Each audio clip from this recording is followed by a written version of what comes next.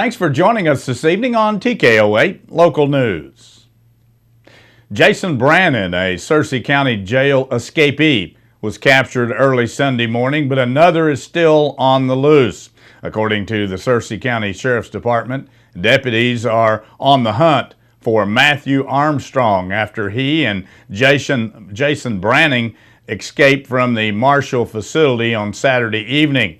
Armstrong was being held on a charge of first-degree murder. Sheriff Joey Pruitt says Brannon, a homeless sex offender from Baxter County, was captured Sunday morning before 6 a.m. Sheriff Pruitt says Armstrong was not armed when he escaped the jail, but he is considered dangerous. Area residents and tourists are being urged to lock their doors and automobiles as a precautionary measure. Anyone who sees Armstrong is asked to call 911 immediately and to do not approach him.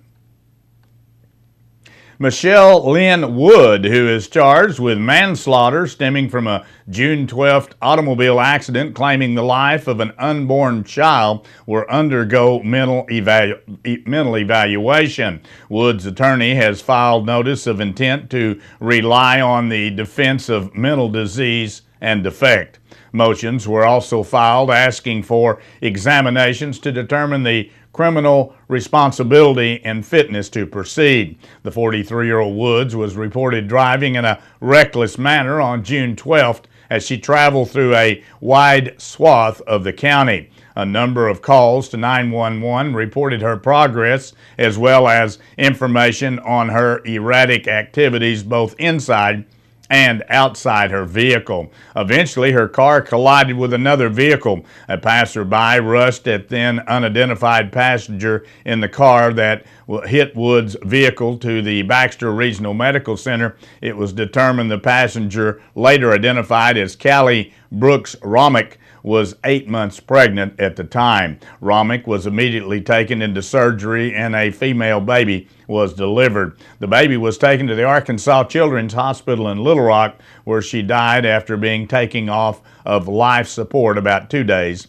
after arriving at the Little Rock Hospital. Wood is currently a prisoner in the Baxter County Detention Center with a bond, a bond set at $25,000.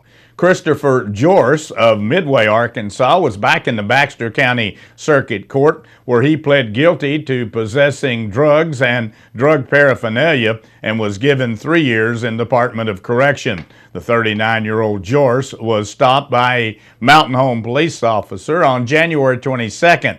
At the time of the stop, Jorce was on probation from an earlier conviction. Among the items found in the vehicle that he was driving were 14 liquid-soaked cotton swabs testing positive for methamphetamine, 5 individual bags of suspected marijuana, and 2 sets of digital scales. Well, the National Rifle Association's foundation has awarded Bergman's shooting sports class 2 grants totaling $6,000 to fund range improvements, firearms, clay targets, and tracker ammunition. Part of the funds will be used to improve the current trap range by making it handicap accessible. Currently, the range is not conducive to wheelchairs. The Bergman Trap Team is currently in its 9th year. The program focuses on firearm safety, character development, and leadership training. A project from the Construction Technology program at North Arkansas College produced a tiny house that can be yours if the price is right. David Zirkle, who is the Construction Technology Program Manager at North Ark, says the tiny house project began in the spring semester of 2017. Students in the blueprint reading and estimating class started the ball rolling, coming up with the floor plan and estimated costs for the building. The North Ark Foundation provided the funding to make the project a reality. They finished the house May 5th of this year. The minimum bid price for the tiny house is $23,900. The idea is to use the money from the sale to start another project, such as another tiny house on a little larger scale. Bids will be open July 31st. Stay with us. Be back in a moment. We'll take a look at some headline news from around the region as TKO 8 News continues.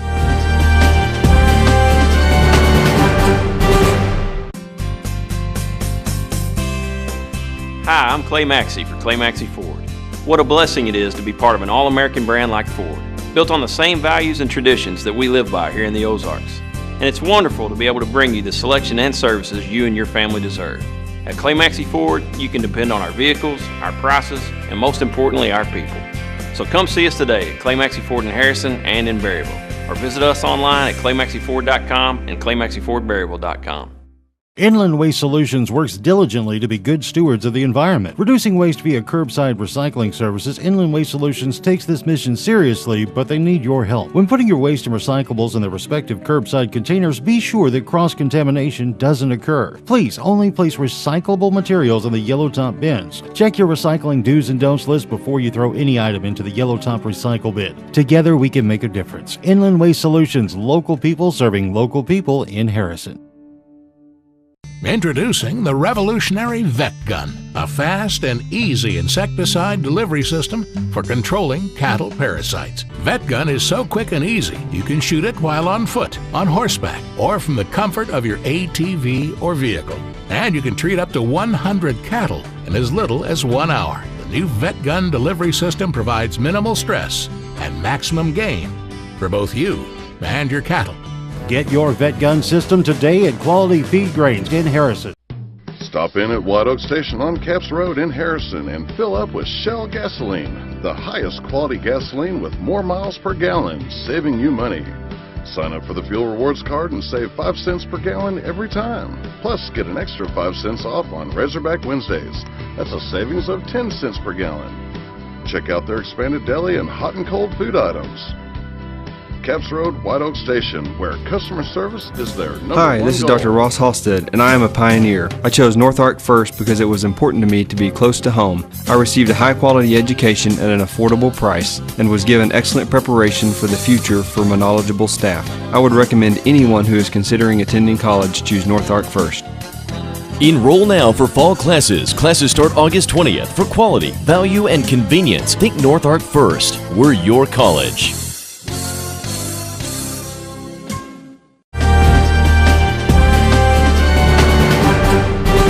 Police say a body found near Pine Bluff is that of a missing Conway area woman. Authorities say that the body found in Faulkner County is that of 71-year-old Elva Frankston. Police say the death is considered a homicide. The body was found Wednesday in Jefferson County, just outside of Pine Bluff. Frankston was reported missing July 7th by her husband when she failed to return from a shopping trip in Conway. Police say Frankston is believed to have been abducted in the parking lot of a Conway shopping center and that her vehicle is seen on surveillance video driving through the parking lot at a high rate of speed. Police say the vehicle has not been recovered. Arkansas prison officials say that an inmate has now died at the Tennessee hospital where she was taken after being found in medical distress. Arkansas Community Corrections spokesperson Diana Tyler says in a news release that 28-year-old Melissa Marr died last Thursday at a hospital in Memphis, Tennessee. Tyler said Marr arrived at the East Central Center in West Memphis on Wednesday for 60 days of drug treatment. Tyler says Marr tested positive for 2 undisclosed illegal substances when she arrived. Tyler said the death is believed to be drug-related, but Arkansas State Police are investigating. An Arkansas judge has been censured by a state judicial panel for behaving discourteously and in an undignified manner toward defendants, her staff, and other individuals. The Judicial Disciplinary and Disability Commission issued its letter of censure to Pulaski County Circuit Judge Mary McGowan, who oversees the county's drug court. The 70-year-old judge was ordered to attend classes to learn proper judicial demeanor. She must also allow commission staff into our courtroom to monitor her behavior. The terms of the censure will remain in place as long as she is a judge. McGowan accepted the censure rather than file for a public appeal before the commission. Arkansas officials say more than 7,000 people on the state's Medicaid expansion program didn't meet a requirement that they report at least 80 hours of work or other activities last month. The Department of Human Services says most of them, or more than 27,000 people on the expansion coverage who were notified that they were subject to the new requirement, were exempt or met that requirement. The federal government earlier this year approved the state's plan to impose the work requirement as part of Arkansas's expansion, which uses Medicaid funds to purchase private insurance for low-income residents. Participants in the program lose coverage if they don't meet the work requirement for 3 months in a calendar year. A Rural Community Alliance has announced expansion of Arkansas quilt trails to Searcy County. The trail consists of brightly painted patterns on wood ranging from 8-foot to 4-foot squares. The Greater Searcy County Chamber of Commerce is the sponsor of the county trail and has strategically placed 12 quilt blocks on each community around the county. Each quilt block has a story behind it, usually telling some interesting history about the building on which it hangs or the surrounding community. These stories are shared online at arkansasquilttrails.com. Other counties with quilt trails in the development stage are Newton, Van Buren, Boone, Cleburne, and Pike counties. Before we take a look at the steamy forecast we've got to deal with again this week, here's the way the stock market ended today.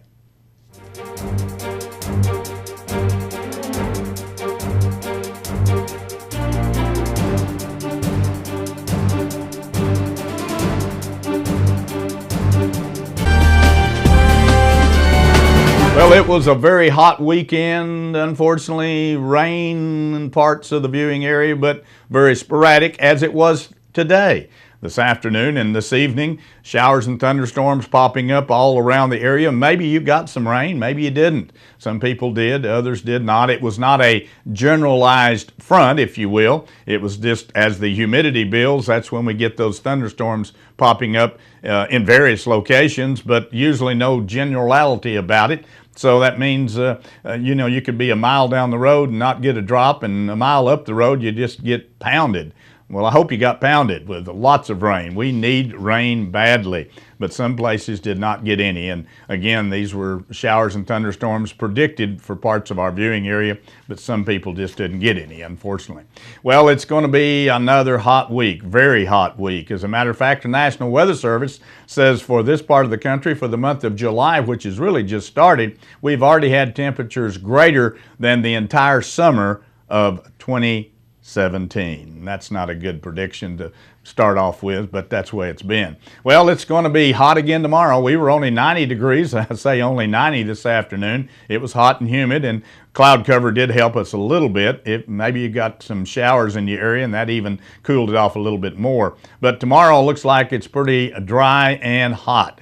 Parts of the area will see temperatures in the low to mid 90s, around 92 under partly cloudy skies. Our best chance of rain with any type of system, according to the National Weather Service, is going to be on Wednesday. We're going to have a little bit cooler temperatures, cloud cover, and a pretty good chance, and 60% chance, that's not bad. It's the 40 that we've been having to deal with, the part that we don't get rain, but it is going to be a little cooler. 85 degrees expected for an afternoon high on Wednesday, and again, a pretty good chance that maybe we will get some moisture in a more of a generalized pattern across the viewing area on Wednesday, but then it's all over with. Thursday, here we come again. Hot temperatures on Thursday, partly cloudy skies, 96. Friday, temperature of 99 plus degrees under partly cloudy skies, over 100 probably. And then right now, Saturday's forecast, lots of sunshine and 96 degrees. So if we don't get anything, if you didn't get anything today or this evening, You might get a chance again on Wednesday, but after that, it's not looking too good. And boy, it's serious out there. I talked to someone in the area over the weekend that has a lot of cattle, has a lot of farmland around. He said he's feeding hay already, and unfortunately didn't have a good hay crop, and he can't find hay anywhere in the 4-state area that's reasonable to bring in. So a lot of people are going to have to sell cattle, which is going to flood the cattle market, I'm sure. Stay with us. Be back in a moment. We'll take a look at sports from around the region as TKO 8 News continues. Summer is here, and Harness Boots and Shoes has some of the hottest brands and styles available at great prices. You'll find a huge selection of sandals by Chaco for men, women, and children in various styles and colors. Birkenstock footwear sets the standard for comfort, quality, and functionality and continues to be one of their most popular brands. New for the season is their Tony Lama casual shoes for men and boys and the all-new Ariat Cruiser Classic slip-on for women. Their selection of Twisted X continues to grow with the latest and new styles. Get in the swing of summer at Harness Boots and Shoes on the Square in Harrison.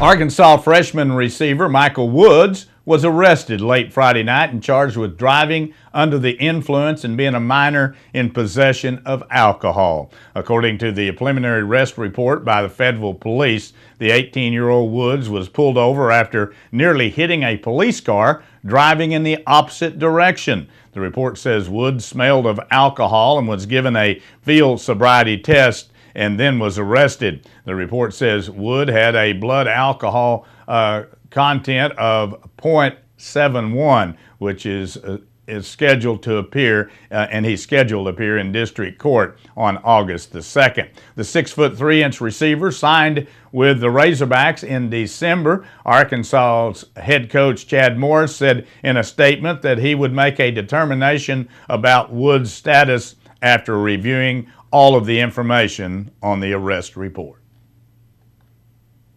Matt Carpenter and Dexter Fowler each homered to give interim manager Mike Sheet a win in his debut as the St. Louis Cardinals beat the Cincinnati Reds on Sunday afternoon 6-4. The Cardinals fired manager Mike Matheny late Saturday after an 8-2 loss.